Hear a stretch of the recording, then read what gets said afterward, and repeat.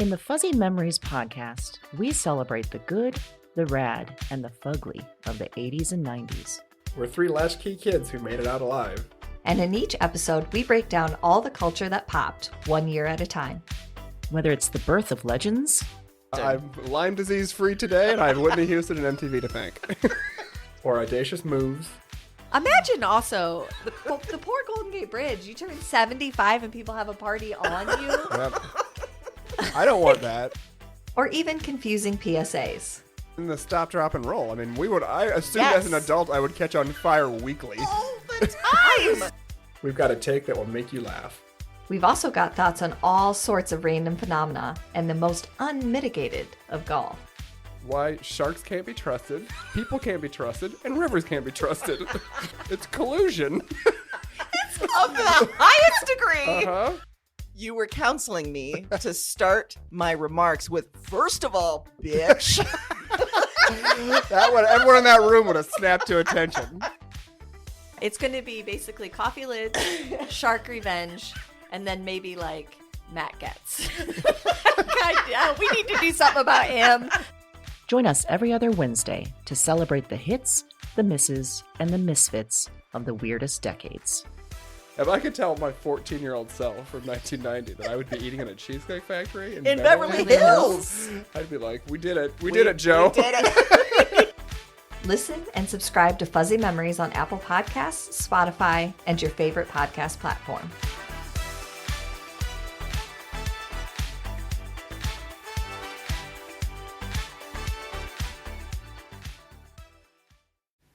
Hey, Broads and Books listeners. We are going to be at the Des Moines Book Festival on March 28th. That's right. And not just there. We are going to do a live podcast on the main stage. Live and in person. In person. In this live event, we are going to tackle a theme of authors with unique paths to writing. We'll talk book recommendations, tell some of our favorite stories, and start your festival day with a laugh. And you can be there, and we want you to be there. And Yes. please be there. We are so excited to meet some of our listeners and share some new recommendations with you. Plus, this festival is going to be huge. It's hosting some big names, including Taylor Jenkins Reid. What? Chuck Klosterman. Come on. Tayari Jones. Yeah. And Laura Prescott. You know it. So many of our faves. So many big names. But if you can't be there in person, don't worry, because we're going to release that live episode from that day as one of our episodes. You can also be a part of the event by submitting a question that we might answer live on stage. You could be name checked on stage. On stage. So if you need a good book recommendation or you're curious about us, you have a question, submit that to us at admin@broadsandbooks.com. And you can find that email as well on our website. Submit your question by March 26th for a chance to be featured at the event. Mark your calendars and get ready for a great time with the Broads. We are so looking forward to it. And who knows? Maybe we'll even break out some tuxes, Erin. Never know.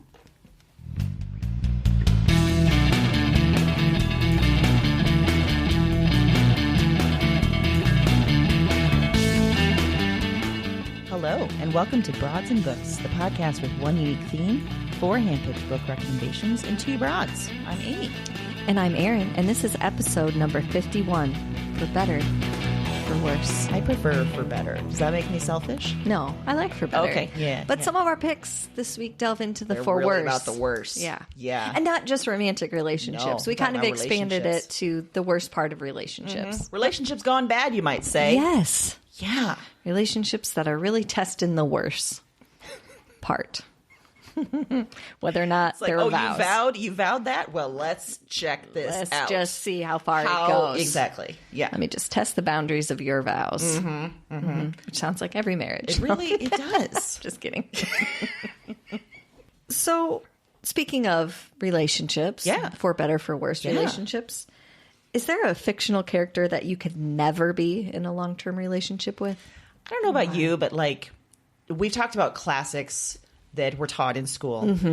And for some reason, Wuthering Heights was always held up as this ultimate romance. But Heathcliff is an asshole. Yeah. I would never want to be with him. He's a selfish prick that really, like, once he figures out he can't have the main girl, wants to burn the world down and make everyone miserable. That's abuse, yo. I don't want any of that. That's abuse, yo. That should be my new, like, updated version of Wuthering Heights. Yeah. Wuthering Heights, That's abuse, yo. Yeah. I'm not your sloppy seconds. Yeah, so I could never be in a relationship with him. I agree with that. Yeah. That didn't even occur to me, but that's a good answer. Thank you. You're welcome. Thinking about, what couples fight about. There was a lot of fighting in Wuthering Heights. What's the weirdest thing you've ever witnessed a couple fight about? Meatballs. First off, the speed of that answer was incredible.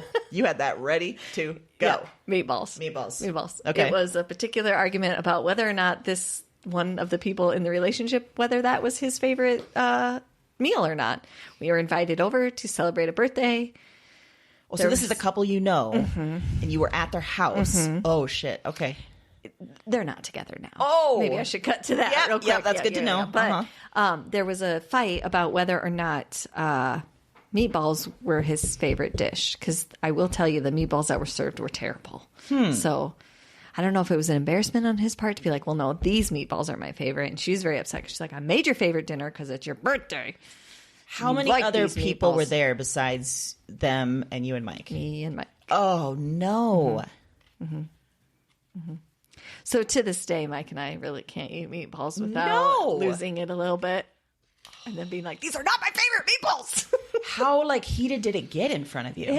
It was like one of those where, there was a few lines exchanged, and then it was just tense for the rest of the time. It's like they tried to edit it back in, and then it was just kind of like you felt like, ice picks through their eyes at each other. And Mike and I were just, trying to figure out a time, when can we conceivably get out of here? Yeah. Wow. And we were just like, did we just witness a fight about meatballs? Yeah, you did. And then we were also like, we're really hungry because those were really bad. Can we stop and get food? So maybe the fight was justified because the meatballs they were bad. But in her, I don't know. It's hard to take a side because they were terrible. But then I don't know if at some point he said meatballs are his favorite thing and she thought she was doing this nice thing. But she also did make a point that it was her meatballs that he said. So it makes me wonder, they were burnt. They were stuck to the pan. But even then, I'm not sure I could get on board that meatball was someone's favorite. Even in a normal cooking situation, I'm not sure that you couldn't have done better out of the SpaghettiOs can. That would have been great if the end of his argument was like, I meant the SpaghettiOs meatballs. Those little balls of whatever they are processed delightful. hooves are. Oh, yeah. For those not able to watch at home, Erin just made a barfy face when I said hooves. She's going to say it again. Just remind us. Hooves. Meatball hooves. So yes, that was the weirdest thing I've witnessed people. And it was intense. That's so I still haven't when gotten you're over witnessing an argument. No. And there's no buffer. There's no one else around. God. That is uncomfortable. Yes. And when people start fighting in front of me, and you can tell they're digging at each other, and it's like, well, save this for another time. Yeah. This is not the This moment. is what the car ride home is Yes. for. You're ruining the whole evening. I mean, go ahead and ruin your own evening Yes. at your home, in your bathroom, yelling at each other like normal people. Yes. I don't know what you two are arguing about. We're at your house and we're getting served this. Yeah. We got no vested interest. Neither of us said they're our favorite. Then there wasn't even a cake. It was someone's birthday. What? Yeah, come on. This sounds like a shitty night. We got tricked all the way around. Yeah, you really did. So Was that the final fight that drove them to divorce, do you think? No, there's a whole nother story there that was real bad. Oh, yeah. All right. Well, that the meatballs wouldn't have tipped you off to that. But yeah, I don't want to air too much dirty laundry. Okay, that's fair. I'll tell you after. Perfect. Well, speaking of marriage, just going bad. Yeah. If you were the type to get married, Amy, Which I'm not. no, but, to be clear, you're not. But if you were, Yes. would you or would you not get married by Elvis in Vegas? My answer depends on, can I swap out Elvis for a David Bowie impersonator? Absolutely. Then yes, I will get married just to have a David Bowie impersonator marry me. Would that be hard to turn down if someone was like, listen, marry me. I already have a David Bowie impersonator lined up. I don't think I'd be able to resist that. What if David Bowie was still alive and asked you to marry him? Oh, I would. Yes. 1,000 times yes. If you can imagine my gag face and reverse it to like the nth degree, that's Amy's face right now. I hadn't even gone there. Yeah. Okay. Oh my God. All right. Yes. So we found the conditions in which you would agree to get married. Yeah. If David Bowie was resurrected, that's when I'll get married. Okay, that's going to rely heavily on science. Yep, it sure is. But there's an outside chance that if you had a David Bowie impersonator, you might convince her in the right moment. Depends on how good the impersonator is. Okay, that's fair. How much the illusion works. Mm-hmm, that's fair. And if he or she can then serenade us with some heroes. Yeah. Then absolutely. I'll marry the first rando I see in Vegas. Oh, wow. Yeah. Okay, standards really dropped. Wow. All right, well... Okay. I'm just walking down the street in Vegas. You, someone's like, hey, me, look, I got a David Bowie. Bowie. And I'm like, sold. Done. I don't even know you. Obviously, you're great. Yep, obviously. Yeah. Okay. Wow. Right to it. I like it. Well, so what's you talked about the weirdest fight you witnessed. What's the weirdest argument you've ever had in a relationship? This one is not a romantic relationship. It had to do with roommates in college. Oh. My freshman year, I didn't live with this person after this. And technically she wasn't my direct roommate, but like we were all really close on the floor. And she knocked on my door and asked if I would stand in her parking spot while she went to Walmart so that she wouldn't lose her front row spot. Okay. And I said, no. Yeah. No, I won't do No. that. And you're insane. If you lose your spot, you lose your spot. You just park in a different You're just going to spot. stand there for like an hour while she And goes also, around I'm Walmart. going to tell cars they can't park there. Yeah, I mean, yeah. there's also like a security guard element here Yeah. that Yeah, if you're you going to know have to turn me. away a lot of people. Yeah. And they're going to get pissed at you. Yeah. And then they're going to see me around campus and be like, you were the one that was standing in someone's parking. Yes. It's weird behavior. Yes. No matter how you slice or Yeah. dice it. What was her reaction? It didn't go over well. Oh. Yeah, she was very angry. Wow. Yeah. What was it her got just- brought up multiple times after that too. Like, remember Seriously? when you wouldn't stand in my parking spot? Yeah. Wow. But then that happened to other people, so then it had to be like a collective thing where she'd be like, none of you ever stand. We're like, we never asked you to do it. Like, this isn't like a go. Yeah. It was like one of those things you're arguing, and then you're like, why am I even having a discussion about this? It's so ridiculous. I am That's the removing one myself thing- immediately. Yeah, that's the one thing that she judges friendships based on. If Is you're if willing you'll to stand in the parking spot. I think she offered me food. And I was like, now I'm a raccoon. Like, I'm scrounging for food and preventing a car from parking. I don't. Now I'm just picturing you in a lawn chair with like a big bag of random scraps from trash cans and Yeah. just eating while you're. And she primarily only ate animal crackers because she had kind of a weird thing happening there with Sure. food. So, and I was like, I don't want animal crackers. You don't even have good food to offer me. Like, you're going to have to come up with something better. Like, I eat. So, I mean, not saying that in a negative, but I'm just saying I don't want your animal crackers. So I got a question for you. Will you stand in a parking spot while I run to Whole Foods? Yeah, And- for you I okay, will. Great. Yeah, for you I will. Awesome. Mhm. Okay. If you get me, a treat while you're in there. I'll get you some chocolate donuts while I'm there. Done. Yeah. Okay. It'll take a real long time. You don't Just have to get the pace expensive store. ones either. Oh, you don't have to okay. get. You can just give me a regular chocolate donut. Okay, It doesn't have to great. be vegan because Okay. I don't want you to spend $10 on a package of chocolate donuts. I mean, I'm asking you to stand in whatever I know, imaginary but is that spot. worth $10? I don't know if that behavior's worth $10. This is a really weird conversation. Right? It's a weird Yeah, argument to it have. is. When someone says no, that should be the end of it. That Like, should be hey, the end I of just it. thought I'd see because I really like this part. I don't even know how you get there. I'm defending it and I don't believe in it. But once someone says no, it's over. There's no over. argument. No. There was a long argument about whether or not. Yeah. We used to call, because the other parking lot was way, way far away from the dorm, and we called it Siberia. And she's like, I can't park in Siberia. And I'm like, Oh my goodness. that's where my car is right now. Yeah. You got two legs. What do you mean you can't park in Siberia? And also, this is rural Iowa. Let's not act like we're trucking across New York City. Settle down. Yeah. Yeah.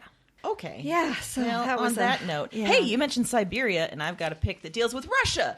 What? Transition award right there. That was Thank you. that's a high five for a transition. position. We never high-fived. That was weird. I know, that was real weird. In fact, I only got like half of your hands, we and I was like, okay. We just gave up halfway We did. in the air. It was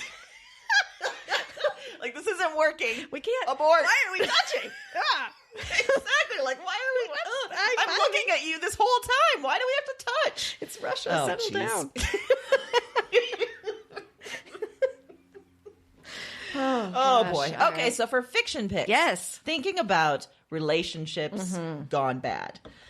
So I chose a pick called Disappearing Earth by Julia Phillips. And this came out last year. Heard amazing things. Yes, it's been on it was on a lot of year-end lists, lots of awards, and in my opinion, it earns all of them. Wow. So one day in August, 2 young sisters are abducted by this strange guy that pretends to be hurt and lures them into his car. Yep, real creepy. Oh, did he have animal crackers?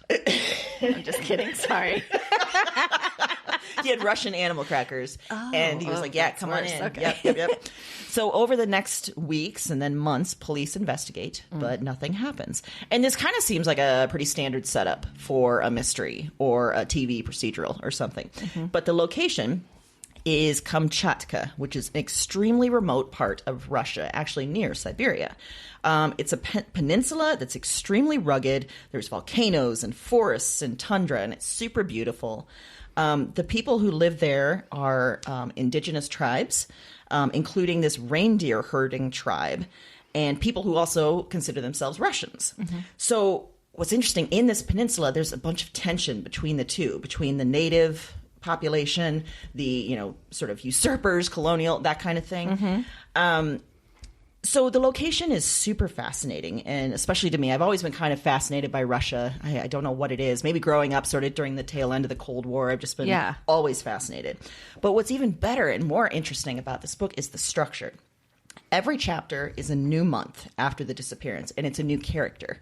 So we're thinking about the disappearance by looking at this entire sort of community, but different cities all throughout this peninsula. It's a big cast of characters, like I said, in the city and rural areas, and it kind of feels like a collection of stories in a way, but they're all very deeply interconnected. So in that way, she's naming it a novel. Every one of the characters in the stories, they're somehow affected by the disappearance of these girls. Some know them. Some are frustrated that there was an indigenous girl that disappeared like a year or two ago, and no one gave that any attention. So they're like, oh, look at these, white Russian girls, but what about the, our native girl over here? Interesting. Yeah. Some people are just terrified of disappearing at the hands of strangers, but also the people that supposedly love them. One thing she really looks at is women, the violence in women's lives. Characters that are affected by domestic violence, abduction, rape, emotional trauma. And so in that way, this book is kind of about relationships gone bad. That's the line we're drawing. There's relationships with significant others, with family, even with neighbors and with citizens of this entire peninsula. There's this sort of sense of fear and dread around relationships, all circling back to that original chapter that hinges on the relationship between 2 sisters. So as the book goes on, the connections between people get tighter with this absolutely haunting last chapter that you just can't quite shake afterwards. It's tremendous. I actually got to interview her for a Droit Journal, and I talked specifically about some of the Russia connections. Yeah. So I'll link to that in our show notes so you can Awesome. take a look at that. And we're going to be talking to her pretty soon. Yes. It's going to be an episode released. We talked bonus. to Julia Phillips. Julia Phillips. Yeah. The book sounds great. I want to read it before we Yeah. talk to her because it sounds amazing. Definitely. Yeah. And like I said, it's so What a cool rich. idea. The structure Yes. is so cool. Yes. Yeah. And I asked her about that in the interview. Like, in your opinion, what was it that made this a novel versus a series of interconnected stories? And she said, kind of like what we've talked about before, it was the connection, the through line that made it a novel in her mind. Interesting.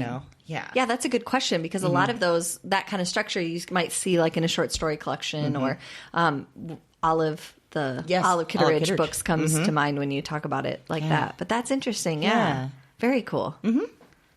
So try it, Erin. It's guess. delightful. All right. Well, for my fiction pick for better or worse this week, I picked a book called American Marriage by Tayari Jones. Mm-hmm. So this was published in 2018. You might have heard of it. It was an Oprah's Book Club pick. I believe it was on Obama's list of picks that year. It got a lot of buzz. And again, same type of thing. Well-deserved. It is gripping and it is propulsive. And I read it very quickly.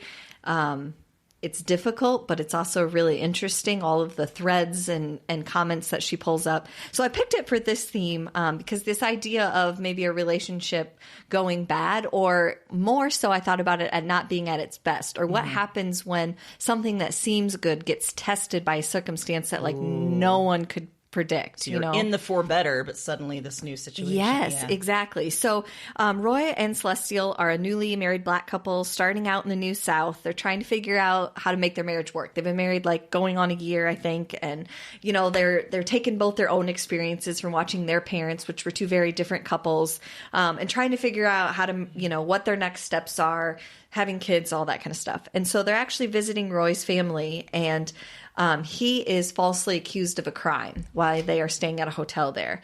And unfortunately, because of the justice system, he ends up being found guilty of the crime and is sentenced to prison. And so they are faced with very early in their marriage, like, how are we? And there's a term end to it. So there's an end date of when he would be able to come back out. But it's so far in the future that they're trying to figure out, what does that mean for the two of them? How does their relationship survive that? How do they work through that as a couple? How are they going to be the same people? Or, you know, how is she not going to grow and he's not going to grow, which happens in a relationship anyway, and then be not able to do that together? And how would the trauma of that experience of being in jail affect? Wow. And then she's just out and she's dealing with his family's feelings about it, her family's, and her own personal. So there's all this interesting stuff that comes up about loyalty and love and our expectations of each other in a relationship. Like, how much is it fair to expect of someone when something happens that neither of you could predict? You know, when people get married and they give those vows, as much as you say it, it's hard to imagine every possible thing that could go wrong because, you know, who wants to think like that? But then when something like this that you could probably never even imagine happens, how do you deal with that? Like, what is the expectation for your partner in that situation? So it's told from varying points of view. Like, sometimes you're reading a chapter from her point of view or from his point of view. Later on, we get some chapters from another person that comes into the story point of view. But what's weird about this is that you root for them independently. Like, you love them for different reasons and you want it to work out for different reasons, but then you realize that what you want to happen for Celestial is different than what you want to have happen for Roy. You kind of get to this point, at least I did as the reader, where you're like, man, I'm rooting for something that can't happen. Like, it's just not going to happen. And it's probably better for them that it doesn't. So it's a very weird headspace in that sense, but it's also so well done because when you're thinking about all those things, you can't help but put yourself in the position of all the different people in the story.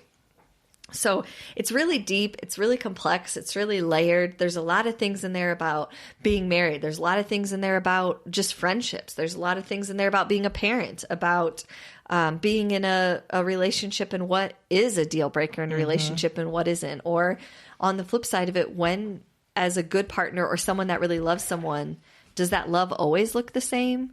Are there times where the loving thing to do is to let go and say, you know, I love you, but I can see that this isn't going to be. So, I mean, this book hit me.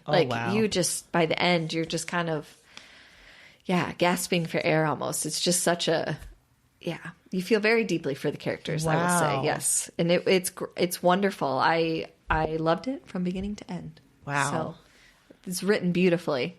So, and I had not previously read anything by her, but I will tell you that I put every single book that she's written on my list now. I was actually going to ask that. Yeah, like, because the writing is so How much has she written? A bunch of she wrote. There's another book she wrote called Silver Sparrow that got a lot of attention. I think it was like 2014. Okay. I mean, it won awards. It won like the Independent Booksellers Award that year of their like favorite novel, which I think is that's like an important award. I think because you're really taking some politics out of things there. So. She's obviously very talented, and as a bonus, she will be at the Des Moines Book Festival. What? The end of March, yes. You know who else is going to be at the Des Moines Book Festival? we are. We're going to be at the Des Moines So you Book could come Festival. see us. And And then see stay for her. Tori Jones. Yeah. Yeah. So, I mean, just saying, bonus. I mean, I think at the end of this book festival, we're going to be best friends with her. obviously. Yeah. Yeah. I will force it. Man, I don't think these headlining authors know what's coming when they come to this festival. Nope, sure don't. They're like, wait, there's this podcast and these two broads. They're coming at me real hard. They're really wanting to be friends. Yeah. Yeah. Get ready. It's going to be the type of hug that I need to stretch beforehand. Yes. Oh, You know, yeah. Yeah. I feel strongly that I might end up with like a cease and desist from Taylor Jenkins Reid. She's just going to be like, I think you're accurate there. Yeah. Settle You're down. going to come at her with your just like, oh my God, I love it. And love she's every book you've ever read. she's going to see what kind of person you are like from a ways away. Yeah. She's gonna be like, oh shit, there's that one. no, There's no, that one. Somebody hold my spot while I go to Walmart. I am getting out of here. Like she's dressed in a tux. She's got a real aggressive. glint in her eye. I'm coming She's for coming. you. I got both books and I need them signed right now. What happens if she listens to this and then she's like, I can't come to that book festival. I'm terrified. Oh, don't say You're that. going to do that. Oh, don't no. say that. You can come. I won't. If you're scared, I will stay away from you. Don't do that. They would be so angry with me.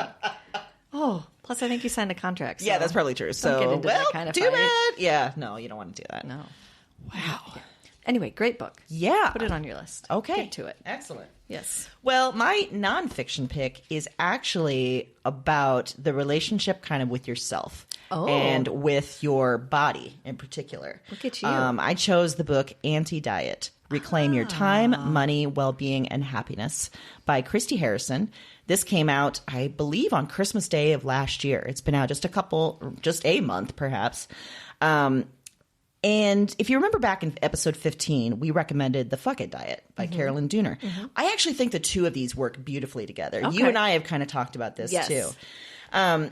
What this book does is it thinks about the idea of dieting. And these days we probably don't call it dieting. We call it wellness and we call it health and we call it eating plans and whatever, any number of different words. But really, she says, any attempt to change your body is dieting. And science shows that like 90% of people who intentionally lose weight, change their body, will gain it back within 5 years. Dieting doesn't work. And in fact, it's going to mess up our bodies as a result and really sort of disconnect us from our bodies in a Right. lot of ways. So the author, Christy Harrison, she's a nutritionist, and she came to the field because she was having a lot of disordered eating on her own. And she thought by being in nutrition, she could like almost justify that obsession. Like she wanted to learn everything she could so that she could stay in her sort of half anorexic, bulimic type. Like it was rough. Interesting. That's an interesting perspective to bring to it. Yeah. But then as she's working in nutrition, she came to see that studies that show the dangers of like extra weight on a body are really flawed. And she saw that they're often completely misread and that everything we kind of believe about obesity and the obesity epidemic are just straight up false. Wow. So now she's written this amazing book, and it talks about diet culture and how messed up it is. And I think we've kind of talked about diet culture, but here she defines it as the overall beliefs that thin people are good and fat people are bad. That thin is somehow morally superior, and any sort of fat denotes like laziness, slothness. Diet culture also is this idea that we have control over our body and that we should have control over our body. And it also says like certain kinds of foods are bad and certain kinds of foods are good. We've heard this all the time. Yes. So she digs into how we got here as a society, this sort of pretty recent belief that we have to diet, that we must beat our bodies into submission. And she talks about how really deeply sexist it is, how racist it is. It's extremely flawed in so many ways. She goes on to say that really every body is different and every body needs a certain size and a weight for ultimate health. And our bodies don't give a shit about beauty standards, especially these increasingly unrealistic beauty standards of very, very thin women and men. Trying to control our weight, she says, is kind of as ridiculous as trying to control like our kidney function or like our skeletal system or something. It's like she's like, it's just completely like, why do we think that we have control over our weight? Why should we even try to do that?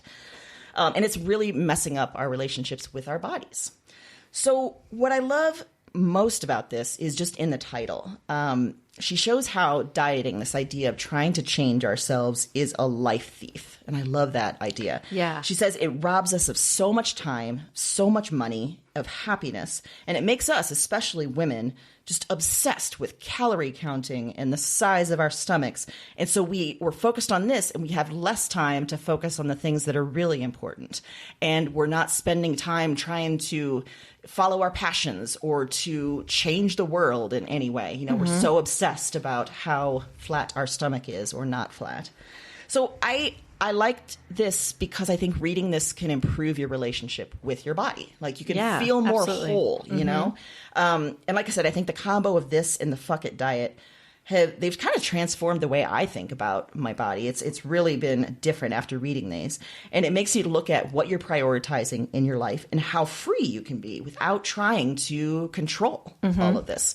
It's a lot of freedom when you finally subscribe to this. I know you have read the Fuck It diet. You've read maybe a little bit of this. Yeah. You just gave it to me to read, and it's on my list. But a couple of the things that you had highlighted that you had sent me or we had talked about beforehand. But yeah, I'm excited because for that too, because I read the other one and I want to see how they go together. We've had a lot of conversations about it, and the more and more you think about it or put it in that context of that, like you said, the life thief. That was one part we've talked about before. That it's kind of mind-blowing when you put it in that context. That like, we're spending all this time on this, and think of all that we're wasting, that we're not getting done or we're not exploring or doing because we're allowing that to be our focus. And what are we gaining? Exactly. We're not gaining anything. Yeah. It's just this constant fear and obsession about like, oh my God, if I eat this, is everything ruined? It's pathetic. She also, there was one section I really loved where she's looking at any time there's been sort of a backlash against feminism, against women, suddenly our body standards become thinner and thinner and more unrealistic, and diet companies jump in. It's like, interesting. As a society sees women are getting more power, it's like, nope, let's make them focus on this over here. Wow. I loved it. I was like, of course, that makes so much sense. Wow. Isn't that crazy? It is. It's so crazy. And it is, I mean, she obviously talks a lot about women and how this is a thing, but this is not just women. This is men.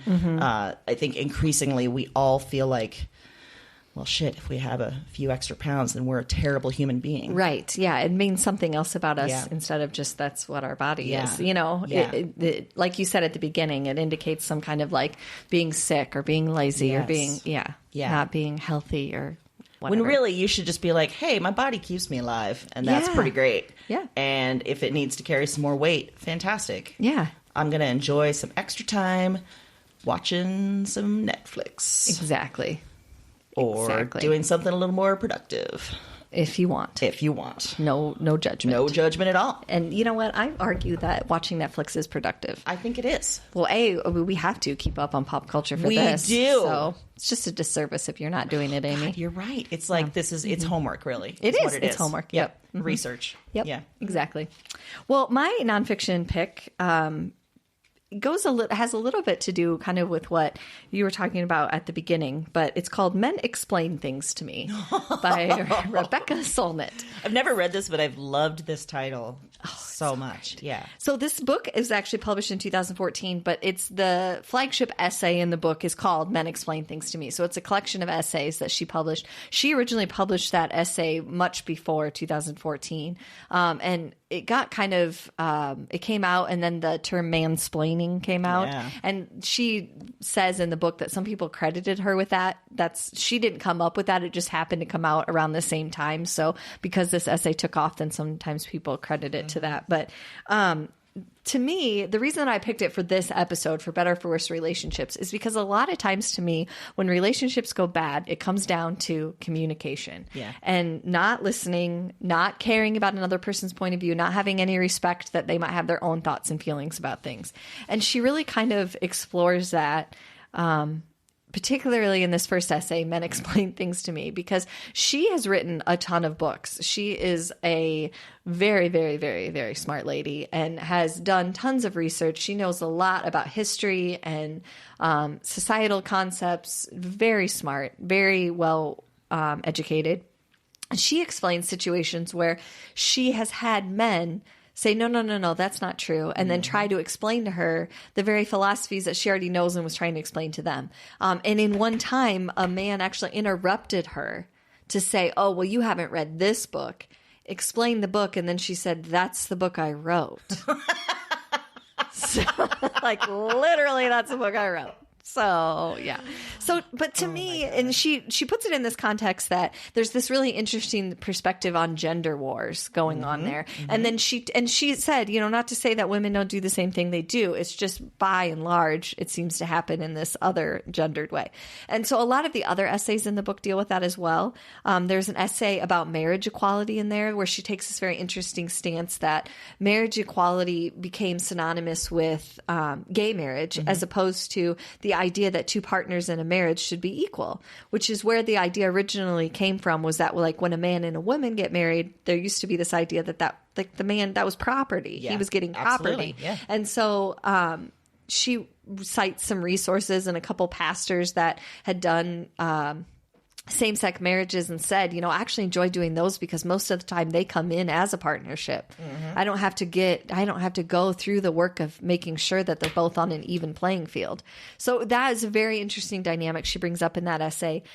There's a whole bunch of other ones in there that are great. She kind of breaks down some stuff from Virginia Woolf. So if you're a fan of her, she's funny, but it's also deep, but it's also a really quick read. The essays are, there's probably a ton more to say about all of these topics, and she's just making kind of a quick point about all those things. They're not super lengthy, but they're really interesting. They make you think. They're funny, and I love it because I love the idea of exploring communication and how society and the things that we allow to speak for us do more than even the things that we say, that we allow gender roles to take over in such a way that it's starting to disintegrate even personal relationships.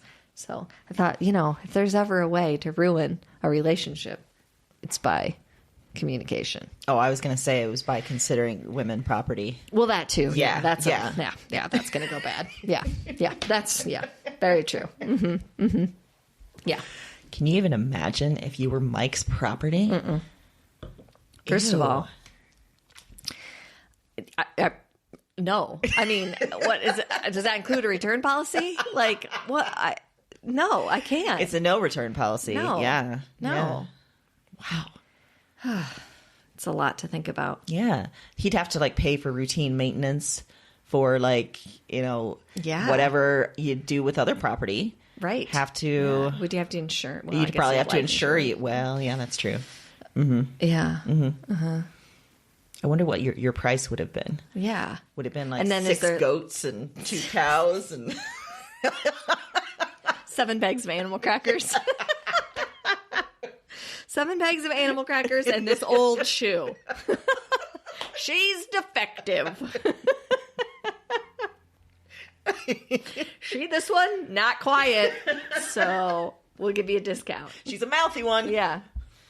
So for pop culture, I picked a show called Sex Education on Netflix. Nice. There's 2 seasons out. The second season just came out. Okay. This show is funny as hell. It is awkward. It is painfully real, and it centers around Otis, who is a 16-year-old boy in the British countryside, and his mom, played by Gillian Anderson, is a sex therapist. So he knows Glorious. He knows a ton about sexual anatomy, sexual relationships, everything sex except for the fact that he's never had any sex. He also is extremely uncomfortable with the notion of masturbation. Okay. So just no sexual activity whatsoever. Okay. All around him, teenagers are boning it up. Okay. Or they're trying to. That's an interesting use Yep. of that phrase. I like it. All right, continue. Or they're afraid of boning. Right. And when Otis helps talk one of them down, suddenly he becomes this undercover sex therapist for the school. No one knows that he hasn't had sex. They just know, it's sex kid over there. He knows how to solve our problems. Oh, wow. Terrific premise. Yeah. So entertaining. Wow. And I chose it for this theme because sex, exploring it, trying to have it, coming to terms with your own body, your own identity, it can make relationships go super bad. Yeah. especially when you're first starting out, when you're these teenagers and you're trying to just figure out how you work, let alone another person.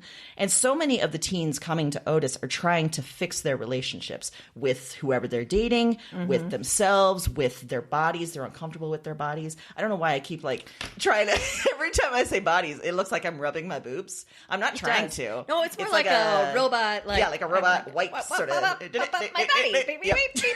Yep. I don't know if that's going to translate on a non-visual level through our podcast. No, but probably not. It does for me. Yeah. You just get to see a lot of robot hand movements. This means bodies. So, meanwhile, Otis starts to fall for this girl named Maeve, who is one of the girls that everyone in the school considers a slut. Oh. Yeah, for various reasons, as happens a lot with girls. And she just owns it. She flips everyone off. It's wonderful. Eric, Otis's best friend, he's trying to find a way to live authentically as a gay man and find sex and love. And Otis's mom, Gillian Anderson, who's a real sort of love him and leave him type, finds herself catching feelings for a guy. Uh-oh.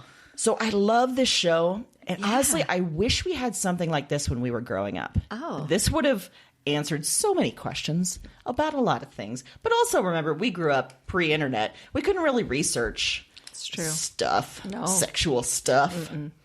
I like the frank way that it talks about sex and the reality that sex rarely works the way it's supposed to or the way you want it to. I love how it encourages and sort of even focuses on females finding their own pleasure, finding their own autonomy.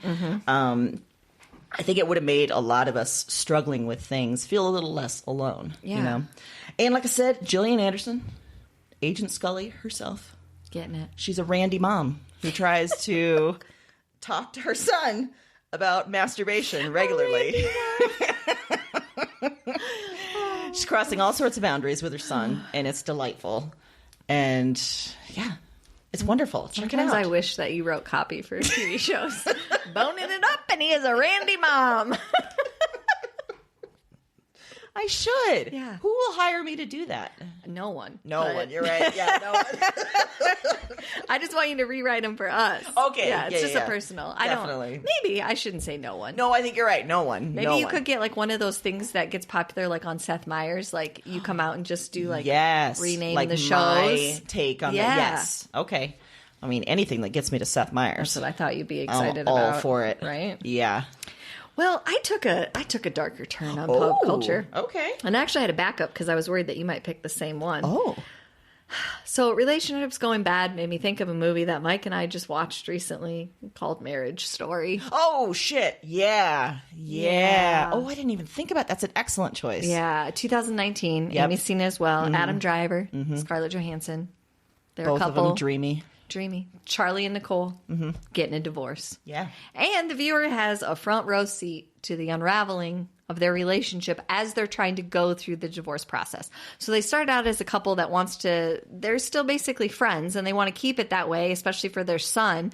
And so they're trying to do things amicably. They're trying to work through the system and kind of as it continues how the system tears them down, how they tear each other down, how they come apart. And I will tell you, it is gut-wrenching. It is a tough thing to watch. It is. But amazing acting. Yeah. It's a great, really, truly look at that system, at what happens when people just rely on that system. It's a great look at a relationship and how quickly things that seemed okay turned to terrible, you know, like the things that you thought you could deal with, suddenly you can't.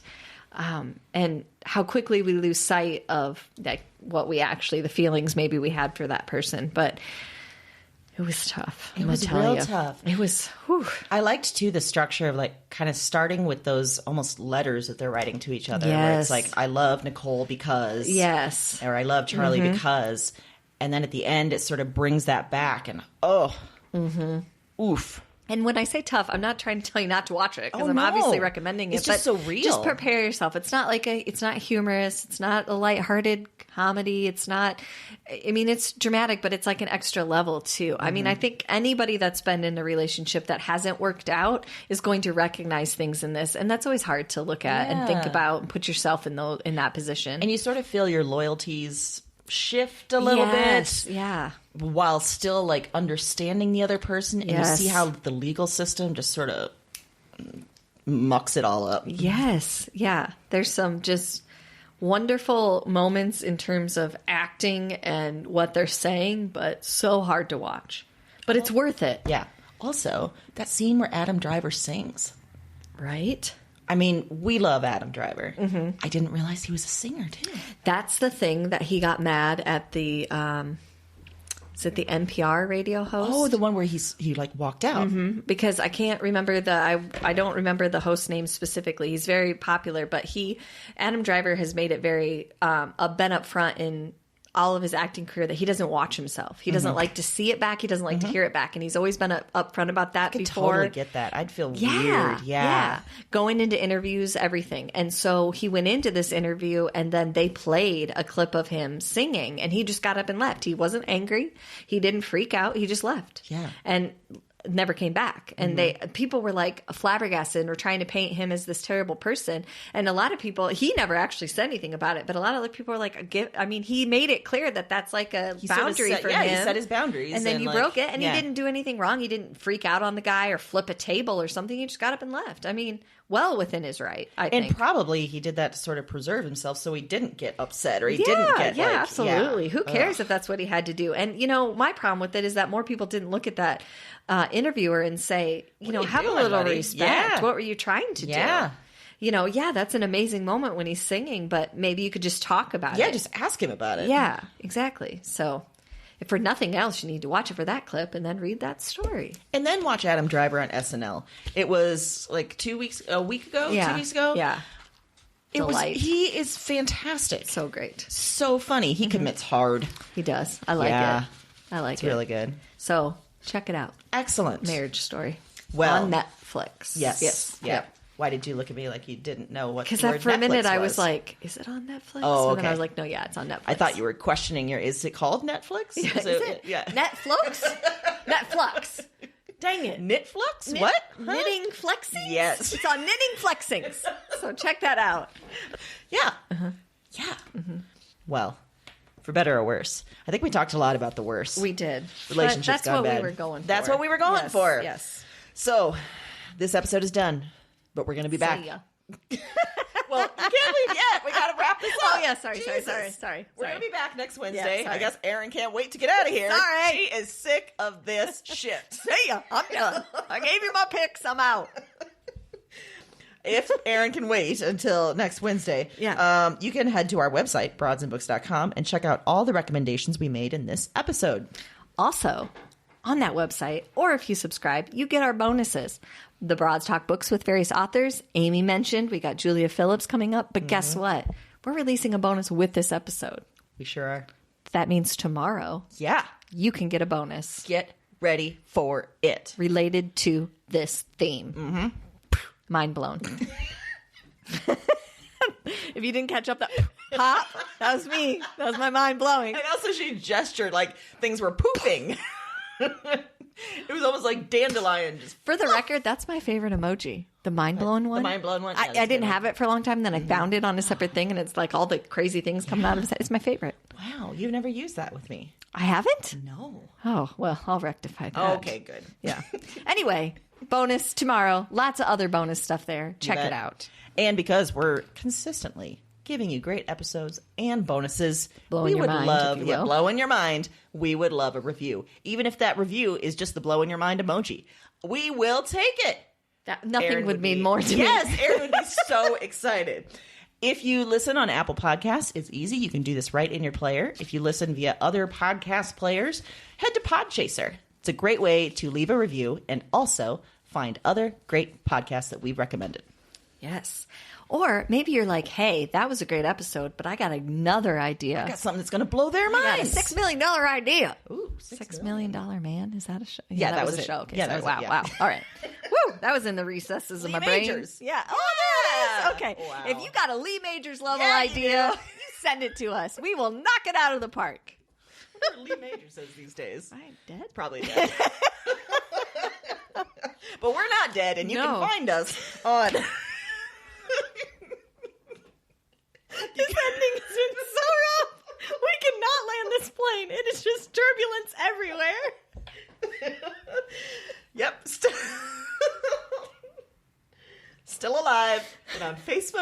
Instagram and Twitter and our website. Happy reading!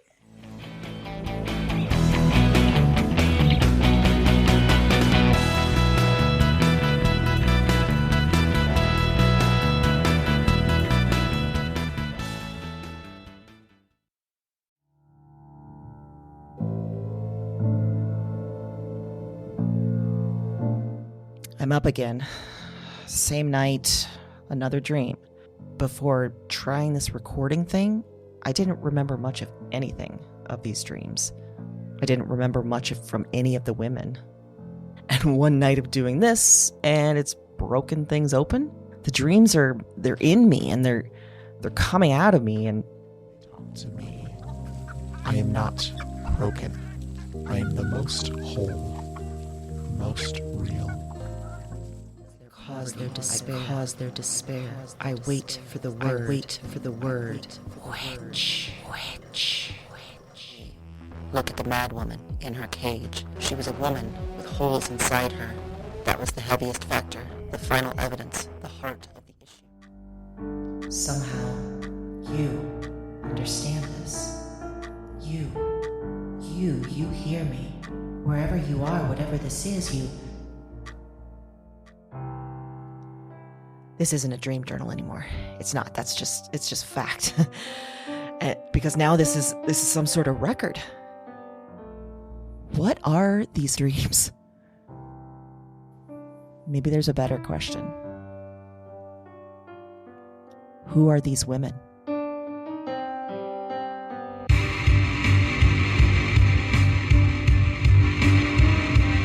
Weird Woman is a Broads and Books production.